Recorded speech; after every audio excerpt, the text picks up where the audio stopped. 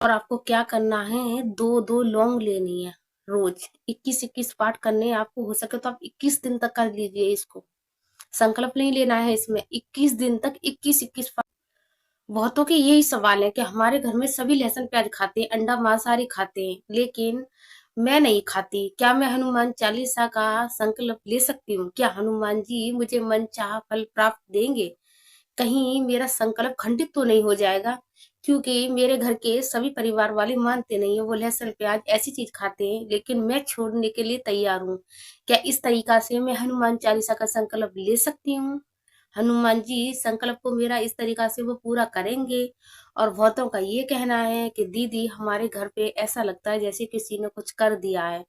हमारे बहुत ज्यादा लड़ाई झगड़ा हो रहा है, हमारी जॉब वगैरह छूट चुकी है, हमारा कारोबार ठप हो चुका है, और हम हनुमान चालीसा का पाठ भी कर रहे हैं और हम पूजा भी कर रहे हैं, लेकिन कुछ भी फायदा पड़कर नहीं दे रहा है। क्या हमसे कोई गलती हो गई है? हनुमान जी हमसे नाराज हैं?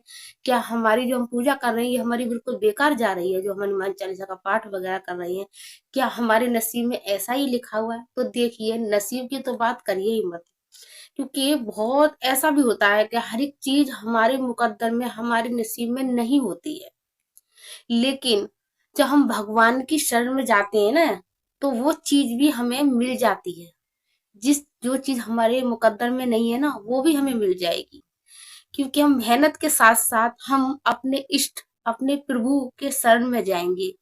जैसे वो चाहते हैं हम उसी रंग में ही ढलेंगे, उनके उसमें जाएंगे, तो वो होगा जो हम चाहेंगे। क्यों? क्योंकि हम जिस इष्ट को मानते उसके शरण में चले गए हैं, हमने सब कुछ उनके ऊपर ही छोड़ दिया है। और हनुमान जी तो कलयुग के जीवित देवता हैं। वो ऐसे देवता हैं कि जो आपके मुकद्दर में, आपके नसीब में नहीं है ना, वो भी इनकी शरण में आने से आपको मिलेगा। और आपको यूं भी नहीं पता चलेगा वो चीज कब आपको मिल गई। जो चीज बहुत कठिन होगी ना, जिसकी आपको कभी उम्मीद भी नहीं होगी, वो सारे काम हो जाएंगे इनकी शरण में जाने से। पता है दोस्तों, क्योंकि मैं भी ना, जैसे बहुत लोग बताते हैं हम ऐसे परेशान हैं, हमारे साथ ऐसा चल रहा है, तो ये सारी चीजें ना मेरे साथ भी हुई हैं। इन सबसे कांटों पे चलकर मैंने अपने बाबा को, हनुमान बाबा को पाया है, और इन्होंने मुझे वो चीज दी है जो मैंने देखा है, सोचा भी है और कहती भी हूँ। मुझे लगता भी नहीं है कि वो चीज मेरे मुकद्दर में थी। बिल्कुल भी नहीं थी, कहीं तक भी नहीं थी। क्योंकि ऐसा कोई दर नहीं छोड़ा मैंने, ऐसा कोई मंदिर नहीं छोड़ा। हर जगह भटकी थी, लेकिन मुझे एक नया जीवन दान इन्होंने ही दिया है। एक ऐसी स्थिति थी दोस्तों कि जिस टाइम मेरी बचने की कोई उम्मीद नहीं थी। मेरी हर जगह यही कह दी थी कि ये लड़की बचेगी नहीं, ये तो पागल ही हो जाएगी, ये बचने वाली नहीं है। लेकिन मेरी भी उम्मीद टूट चुकी थी कि हाँ, अब मैं बचूंगी नहीं। लेकिन कहते हैं ना, जब हम प्रभु की शरण में जाते हैं ना, जो हमारे मुकद्दर में नहीं है वो भी हो जाता है। अच्छों अच्छों की किस्मत को ये पलट के रख देते हैं जब हम विश्वास से इनकी शरण में जाते हैं। तो मैं भी हनुमान जी की शरण में ही गई थी। लोग कहते थे कि लेडी जी इनकी पूजा नहीं करती, लेकिन मैंने इनको अपना बाबा माना था, अपना भाई दादा माना था इन्हें। और इन्होंने मुझे वो दिया है जो मेरे मुकद्दर में नहीं था, जो मेरी इतने दिन की जिंदगी भी नहीं थी, जो इन्होंने मुझे एक नया जीवन दान फिर से दिया है इन्होंने मुझे। तो इनकी शरण में आने से आपको वो सब कुछ मिलेगा। तो मैं अभी आपको ये भी बताऊंगी कि आपके घर पे कहना है कि किसी ने कुछ करा दिया है, जॉब छूट गई है, बिजनेस ठप हो चुका है, बच्चे बीमार हो रहे हैं, घर में झगड़ा हो रहा है, और हम हनुमान चालीसा का पाठ भी कर रहे हैं, लेकिन इस चीज का कोई भी असर नहीं पड़ रहा है। तो मैंने भी आपको बताया ना, मेरे साथ भी ऐसा हो गया है। लेकिन मैंने ऐसा क्या किया था, जब से बाबा ने मेरे जीवन में चमत्कार ही चमत्कार कर दिए और एक नया जीवन दे दिया बाबा ने मुझे, तो मैं आपको बताऊंगी। लेकिन सबसे पहले मैं आपको इस बात को बताऊंगी कि जिनका ये कहना है, बहुत ऐसे हैं, एक यही नहीं है, बहुत ऐसे घर हैं जिस घर में बहुत लहसुन प्याज अंडा मांसाहारी खाते हैं, लेकिन उस घर में बहुत सदस्य ऐसे होते हैं जो इस चीज को नहीं खाते हैं, इस चीज से खिलाफ रहते हैं। और उनके हमेशा अंदर यही रहता है, यार मैं इतनी पूजा पाठ कर रहा हूँ और ये मेरी पूजा को भ्रष्ट कर रहा है।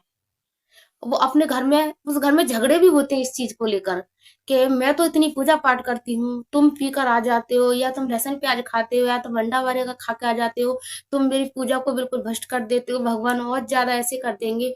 तो बहुत घर हैं, ये एक घर नहीं है, बहुत घरों में ऐसा होता है।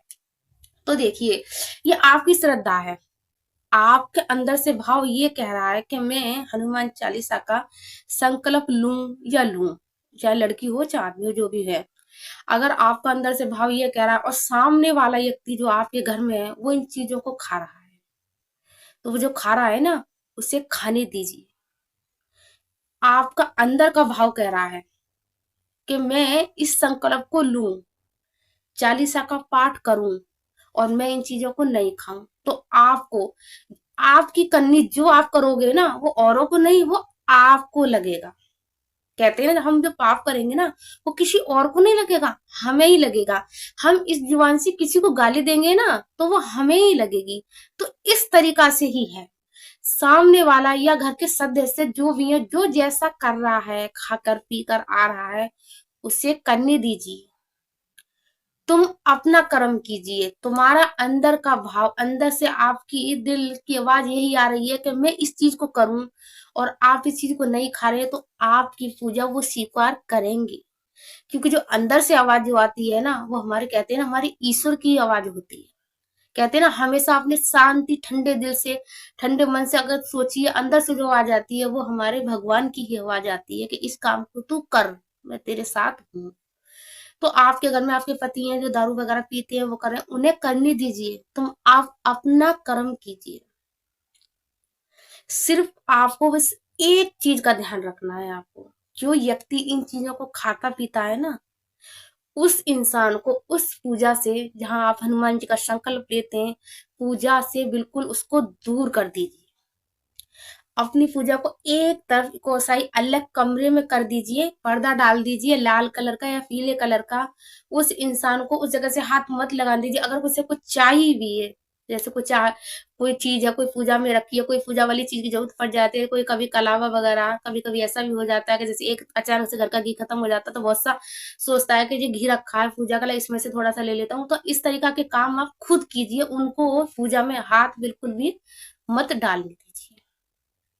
और देखिए, मैं आपसे एक बात और कहूंगी, जैसे आप संकल्प जो लोगे और संकल्प आपका पूरा हो जाएगा, जो आप जो जल जो रखोगे ना, उस जल का पानी लेकर जो सदस्य घर में जो पीता है ना, आप उसको उस जल को जरूर दीजिए। चाहे वो आपके पति हैं, आपके भाई हैं, पापा हैं, ससुर हैं, जो भी है, जेठ हैं, देवर हैं, कोई भी है, उस जल को आप हनुमान जी का नाम लेकर जरूर दीजिए। और इतना जरूर कहिए उस जल को देते हुए कि बाबा, जैसा मेरा मन है पवित्र, ऐसा ही इनका भी कर दीजिए।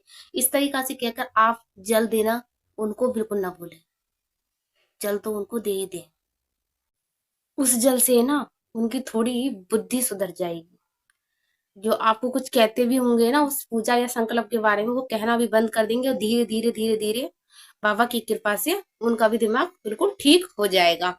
अब बात करते हैं कि जिनके घर पे कुछ क्रिया वगैरह करी गई है, और वो कहते हैं कि हम हनुमान जी की पूजा भी करते हैं, लेकिन कुछ नहीं होता है, और ज्यादा झगड़े होने लग जाते हैं। तो देखिए, और ज्यादा झगड़े होना वो हनुमान जी की नाराजगी नहीं है, ज्यादा झगड़े होना है। अगर किसी ने आपके घर पे करवाया है, और जब आप हनुमान चालीसा का पाठ करना चालू करोगे, तो वो झगड़े होना है, वो आपको रोकना चाहेगा कि कैसे भी करके हनुमान चालीसा का पाठ आपके घर में होना बंद हो जाए। नेगेटिव शक्ति वगैरह जो होती है ना, वो इस पूजा पाठ को रोकने के लिए पहले शुरू शुरू में जब भी पूजा पाठ होगी, तो वो घर में झगड़े होने लगेंगे जोर जोर से। तो बिल्कुल भी नहीं डरिए, और ज्यादा पूजा पाठ को आगे बढ़ाइए, इसको लगातार और आगे कर दीजिए। तो देखिए, अगर जैसे आपको लगता है कि आपके घर में कुछ है, आप बीमार हैं, या आपके घर वाले की जॉब वगैरह छूट गई है, तो आप हनुमान चालीसा का पाठ सुबह के टाइम 4 बजे के करीब कीजिए। और हर रोज आपको 4 बजे ही करना है, और 21-21 पाठ करने हैं आपको। और आपको क्या करना है, दो दो लौंग लेनी है रोज, 21-21 पाठ करने हैं आपको। हो सके तो आप 21 दिन तक कर लीजिए इसको, संकल्प नहीं लेना है इसमें। 21 दिन तक 21-21 पाठ कर लीजिए, और 21 दिन तक दो दो लौंग लीजिए फूल वाली, और हनुमान जी की नाम की लेकर, और अपने ऊपर से उतार उतार कर उस लौंग को हनुमान जी के चरणों में को रखती जाइए 21 दिन तक। और 21 पाठ आपको हनुमान चालीसा के पाठ इतनी जोर जोर से करने हैं, मतलब खूब जोर जोर से बोल बोल करके आपके घर की सारी दीवारों में नींव तक उसकी आवाज जाए। हनुमान चालीसा में इतनी पावर है, इतनी शक्ति है इसमें, बहुत ही ज्यादा। इसमें इतनी वैसी कैडी कैडी चौपाई है जो ऊपरी हवा या की करिया को भी है ना, जो करवा देते हैं टोकटा वगैरह, उसकी जो नींव तक है ना, जो हमारी दीवार की नींव तक आवाज जाती है, उसको हिला के रख देती है। हनुमान जी की चौपाई ऐसी है। तो आपको इस चीज का ध्यान रखना है कि हनुमान चालीसा खूब जोर जोर से पढ़ना है अपने घर में, बहुत जोर जोर से।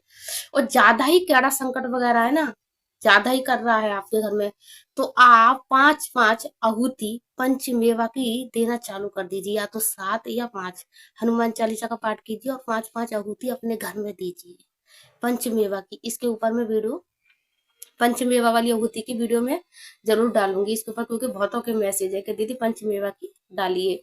तो आपको 5 पंचमेवा की आहुति आप देना शुरू कर दीजिए और उसकी धूमनी घर में पूरे में दे दीजिए। आहुति हनुमान जी के आगे देने के बाद पूरे घर में उसकी धूप दे दीजिए, तो आपके घर में जो किया कर गया है ना, वो बिल्कुल ही खत्म हो जाएगा। तो इस चीज का बिल्कुल भी ध्यान रखिए। अगर आप लहसुन प्याज वगैरह खाते हैं, जो सामने वाला खाता है उसे खाने दीजिए। आपके अंदर से भाव कहता है कि मैं पूजा करूं, तो आप पूजा कीजिए। आपकी करनी आपके साथ, सामने वाले की करनी सामने के साथ। तो जो बाबा का सच्चा भक्त होगा वो कमेंट में सीताराम जय बाबा की जरूर लिखे जाएगा। तो बाबा के लिए प्लीज 1 लाइक 1 सब्सक्राइब जरूर कर देना, और बाबा के लिए कमेंट में सीताराम का जरूर नारा लगाना, क्योंकि सभी को पता है जो हनुमान जी को मानते होंगे कि बाबा राम के नाम से ज्यादा खुश होते हैं। तो जो चाहता है कि बाबा उनकी संकट काटे, उनके कार्य पूरा करे, तो बाबा के लिए एक राम जी का नारा जरूर लगा के जाना। सीताराम जय बाबा।